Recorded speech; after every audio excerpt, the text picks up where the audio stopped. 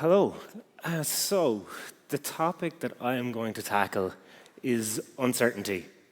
And uncertainty is usually defined by ignorance. So, the first thing to know about it is that it's probably an awful lot worse than you think it is. For two reasons. Firstly, it's difficult to know what you don't know. And secondly, people are uniquely set up to try and avoid uncertainty. It's uncomfortable, we don't like it, so we tend to minimize it and we tend not to see it. So we'll kind of delve into the two types of uncertainty. So the first is this problem of knowledge of the past and of the present.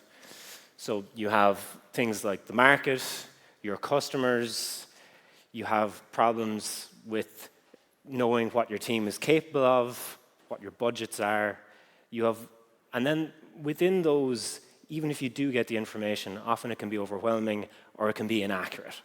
And it's difficult in a lot of companies, as we've heard earlier today, to get the time to do research as much as people would like. So you're always dealing with this problem of poor information and uncertainty of kind of what's out there.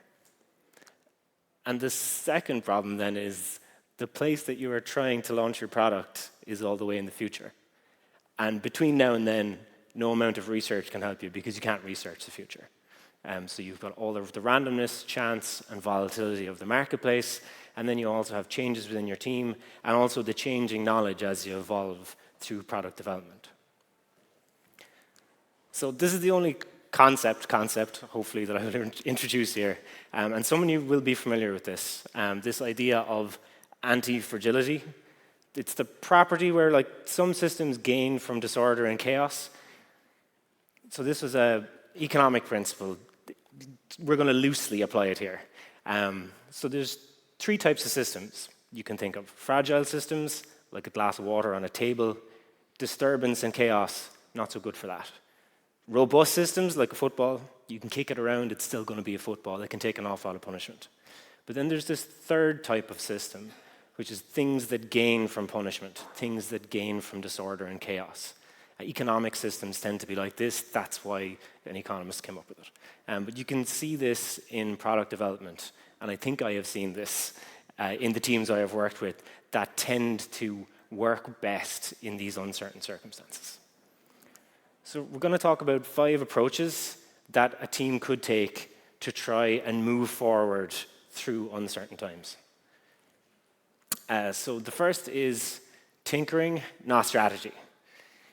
So the problem with strategy is often that it has to predetermine outcomes. Usually when you use some type of strategic framework, you're trying to get inputs into the framework that will help you to come up with outcomes that you can then aim at. And it tends not to work in these uncertain circumstances. Incremental trade-offs tend to work better than big solutions because they allow you, as you move forward, to integrate this information into the kind of your evolving concept of what the product is. This is very much, I think anyone who's an engineer here will recognize this way of working. It's sometimes called the engineering method. I'm a designer, so we tend to want to do research and then come up with a hypothesis, and we won't put pen to paper until we have a good idea of what's going on.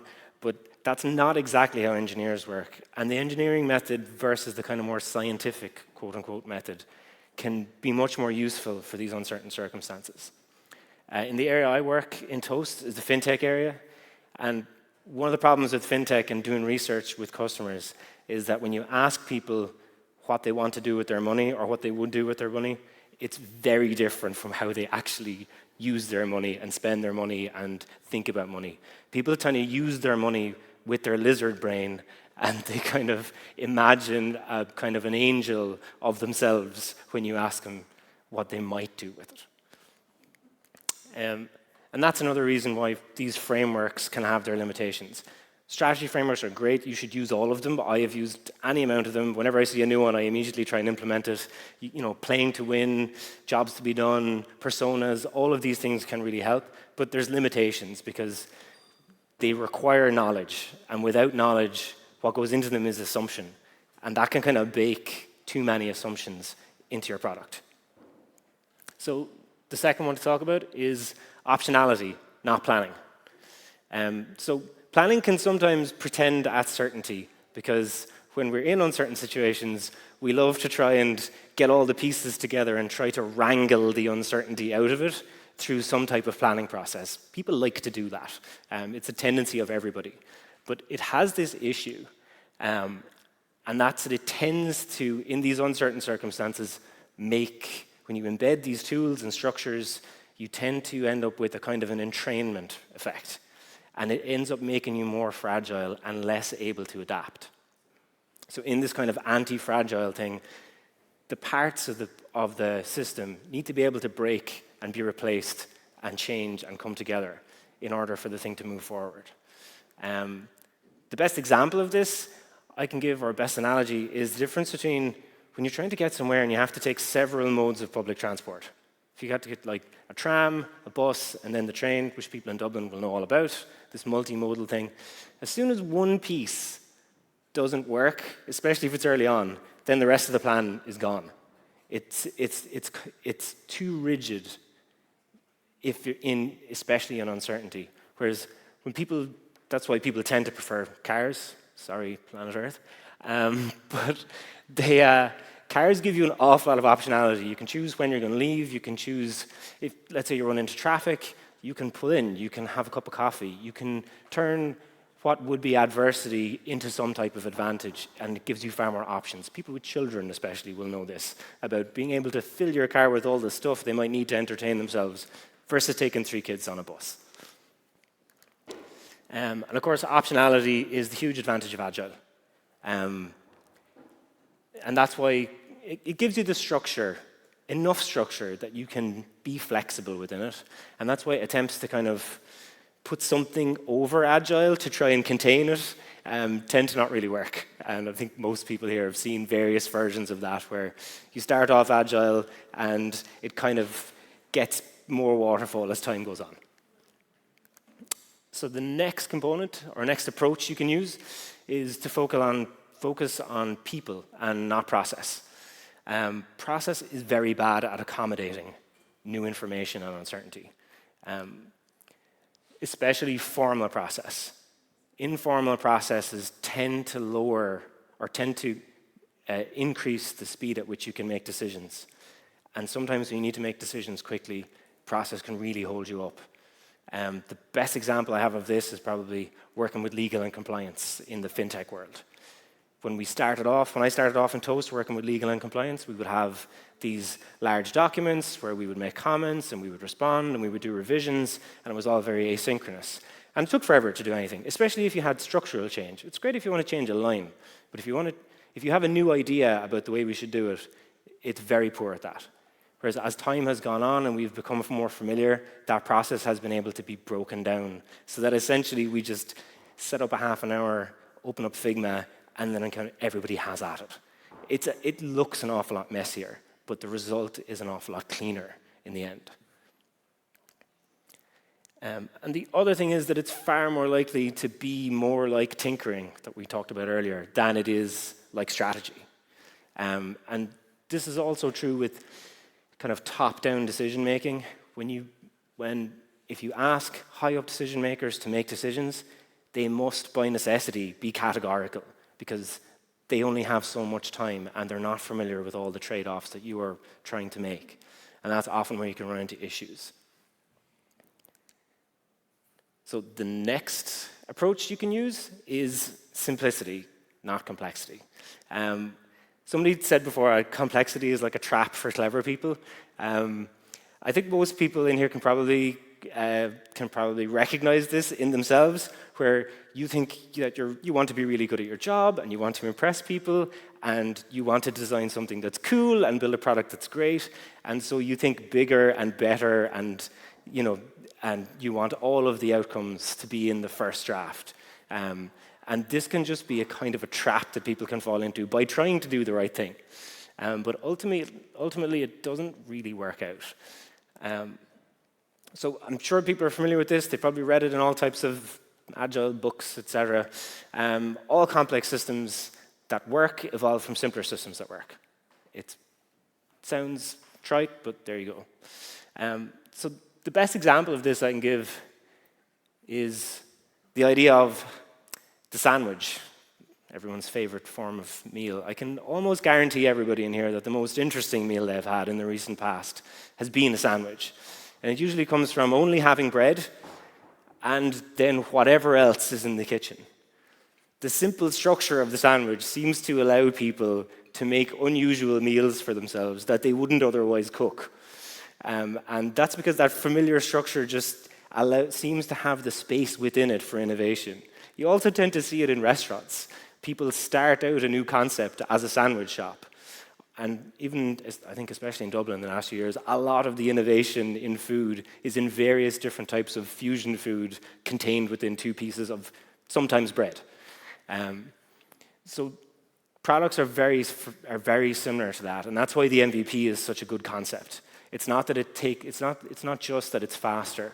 It's that within this familiar framework, a team is able to create something novel because they don't have to worry so much about all of the other things around the periphery.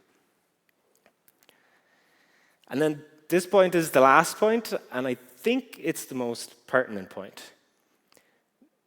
So if you're going to do this anti-fragile thing, you're going to try and create opportunities for yourself and for your team. That's the whole idea of the optionality and the tinkering. You're trying to, within uncertainty, create opportunities for your team to grow and learn their way into a product. But the real downside of it is it increases risk because you end up launching things that might not work or that might annoy customers. So it's really important that you try to think negatively as much as possible about your product. You're trying to keep the upside that you create, but minimize that downside. The best example, my favorite example, and favorite restaurant actually, is McDonald's. When you go to McDonald's, they are not trying to provide you with haute cuisine. They are not trying to wow you. They are not trying to provide the greatest customer experience ever. They try to provide the customer experience that they can scale, and the thing that they promise you is that it doesn't go below a certain level. You're never blown away, but at the same time, you're never completely disappointed. You can go to McDonald's anywhere in the world and be almost guaranteed a Big Mac. And that's part of their strength. And sometimes you need to sacrifice, when you're creating products in these uncertain times, the wow factor for a somewhat more consistent and boring experience. And when you kind of try to minimize those negative things, that's sometimes the effect, especially at scale. Because mistakes can actually knock you out of the game. They can annoy customers. If you have a product that is, if you have a product that absolutely wows and delights 10% and completely annoys 5%, that's an awful lot of calls you're going to have to deal with. So this can be a problem. So those are the 5 approaches. And thank you very much for listening. Do you apply the same approaches to scenarios involving uncertainty to the scenarios that lean more to ambiguity? I don't really know the difference between uncertainty and ambiguity in this case. I think I'm talking about the same thing. You could kind of put ambiguity under uncertainty. Someone could clarify their question. Yeah, I think people tend to use the word ambiguity a lot for the same thing. That's a bad answer. This one. Yeah. Can you back up this claim? Embedding processes, tools, and structures to reduce uncertainty makes you more fragile. Personally, working with or without OKRs, I'll take OKRs for accountability. So they're very opinionated about having their OKRs. Yeah, I mean, I think that's partially just the way that I set up this talk, is that it's hard to make equivocations when you're trying to make slides. So obviously you do. I'm not trying to say throw out all the structure, get rid of planning, let everyone do what they want, live your best life. Nobody really wants that. You do need OKRs, but there's a difference between an OKR that is like an actual business metric, and an OKR that's just something like a business metric like sales or revenue, and an OKR that's just people who clicked on a thing. And you can really go down the rabbit hole when it comes to creating OKRs, I think, and kind of lose sight of what you're there for. Okay. Just by show of hands, how many of you have an OKR dedicated to your craft? Design, research? can't see anything. Let's go with 10 hands. How many of you wish you had an OKR tied to design, research, UX? About double the number of hands? Okay. I feel like OKRs sometimes they split the room. Some people are really loving them. Some people hate the process because then they're in 8 more planning meetings. Paperwork. Okay. I'm doing OKRs right now for January, and I'm like, no, could we just wait? But then I also don't like OKRs. So let's talk about this one. How do you identify casualty in scenery of uncertainty? Causality. Causality. The scenery of uncertainty. The U, I said casualty, death. Yeah. All right, no. Probably bad. We can get data, but most of the time we can't identify cause and consequence. Again, it's down to trying things. If you can't identify the cause, you have to just remove something else and see if that. It's a kind of a process of elimination at that point. Okay. Sometimes you launch products and people don't like them for reasons you can't quite get your handle on. Changing something else often gives you the reason. But trial and error. Say again? But just trial and error. Yeah, I mean, trial and error is really useful. It's fast. I mean, I'm not saying don't do research. Do the research for God's sake. But trial and error can be very fast, and it can allow you to get to the quick of something. Nice. I've recently heard a story about a couple really famous YouTube stars who they put out a different YouTube channel for every idea they had, and then whichever one stuck, they made more content for, and now that person is the most paid YouTube channel in the world. Mr. Beast? Mr. Beast. So it wasn't like there was one amazing idea from day one and just blew up to $1 billion. It's just 10, 20, 30, 40 different ones. 17 won, 17 became the entire thing. I really wish I had that story for my presentation. Right? Yeah, just pay me billions of dollars for my A/B test. All right, so how do you keep your team motivated when your vision or roadmap might be uncertain? Is it harder for delivery teams to stay motivated during uncertainty? Yes, absolutely it is. And it depends. Sometimes it depends on kind of the temperament of the team. Teams have, I know individuals have temperament, but the temperament of a team in general can really, it can really affect it. Some teams absolutely hate working like that. I've been very lucky that I've especially in my current job, and in previous jobs, where I've kind of gelled with teams that were kind of in the same vibe. I don't know if vibes is a really stupid answer to any question. But yeah, it tends to be very difficult with certain teams, and then some people just don't care. Nice. How do you identify a product that can be anti-fragile as opposed to not? It depends. If I think of recent past, say I'm working on the financial kind of reporting that we send to restaurants. It's not so much a product, but it is kind of a suite of things, it's a suite of applications that we show them. And that tends to be very, very quick to iterate on, very fast to change. And also, it's really boring for many other people in the company. So you can make changes and people are not like, hold on a second.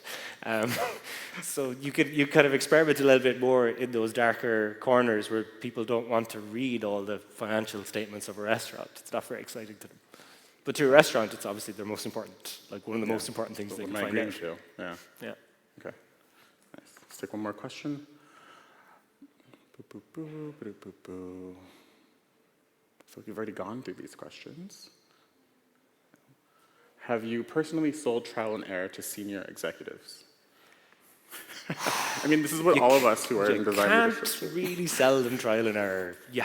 That's a kind of a show don't tell thing. I think that executives become far more executives love success. That's the thing about it. So if a team is being successful and launching products, they tend not to wonder about the detail too much. Yeah, the how. Right? They don't really want to be walked through the Miro board a lot of the time. Even though you have the link ready and you think, oh, that was my time, I'm going to show them how clever I am, and they never want to see it. So at least that's been my experience. I think I totally agree. And actually, I'd be more concerned if suddenly my CEO pops up in Figma or in Miro. I'm always like, everyone stop clicking on anything. Yeah, it's the worst thing in the world. No, this is a draft. Rename every file draft suddenly. This is not finished. Don't send this to the board. Don't put this in any kind of advertising anytime soon. Delete the boards to a new file. I always wonder if at Airbnb, the designers freak out because the CEO is a designer. Do they just get full-on mock-ups sent to them? And they're like, hey, couldn't this be your roadmap? They're like, why? Why does he have Figma access? No. But anyways, enough of me making jokes about sponsors. And let's talk about one last topic. What is something that you wish you could do differently in the last 6 months at Toast? In my last 6 months at Toast? Yeah. I'd probably do it all differently, I suppose, really. But you had uncertainty before, right? And now you have some certainty about some things. It's very difficult to say. I think I would probably take on less projects and do less things. I think we do have an awful lot of freedom at Toast, which is nice. But sometimes you can get excited by everyone's got lots of really cool things that they want to work on, and you want to work on really cool things, and often you don't end up putting your all into so much to juggle then. Yeah, exactly. That's probably the thing I do. Okay, wonderful. Let's give one big round of applause. Thank you so much.